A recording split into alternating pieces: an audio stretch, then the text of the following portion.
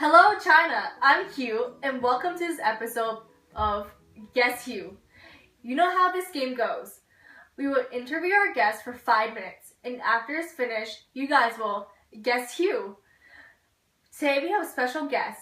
She is the powerful, brave, first and only Empress of China. Let's get started. Okay, to help viewers at home, could you please give us an account of your early life?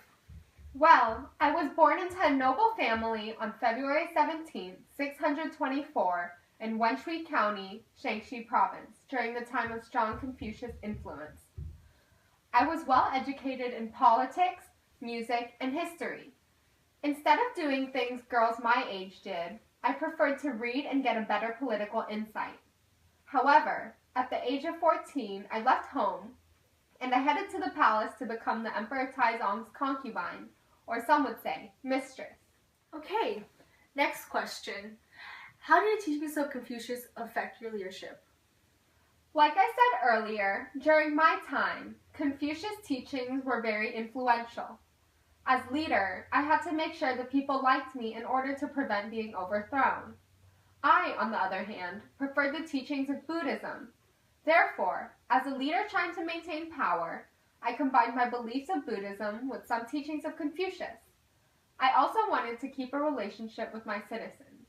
With saying that, I decided to use the Confucius relationship of mother to child and apply it to where I, the Empress, was the mother, and all the citizens were my children, who I strive to protect and work in the interest of. Question 3. How do you go about becoming the first Empress of China? It was not easy. After I finished my duty of being the Emperor's concubine, I decided that I wanted to rule. I had to defeat everyone and everything in my way. For example, I spied on others and told the Emperor on them. In addition, I framed the current Emperor for taking all the power.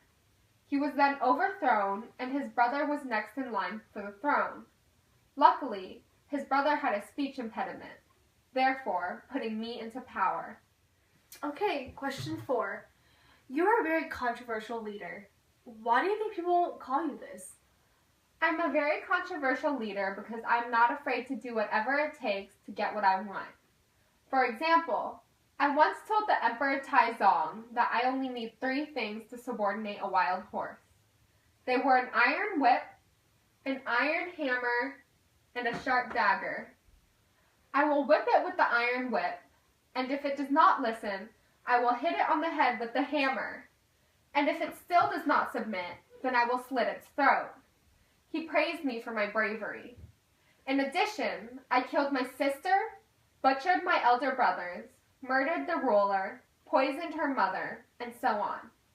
I even went as far as killing my own infant daughter to prove that I was willing to step over my own flesh and blood to prove power. Okay, last and final question. Could you please name some of your accomplishments as leader? During my rule, I was responsible for reconstructing the social classes of the Tang dynasty. Before me, women had little rights due to the ideas of Confucianism, but I blended them with Hinduism, and although rights were still very restricted, more respect was gained. My reign also resulted in bigger and more advanced buildings. I also modified the Chinese characters and encouraged education and literary creativity. Okay, that concludes our interview session. Now it's your turn to guess Hue. If you guess Empress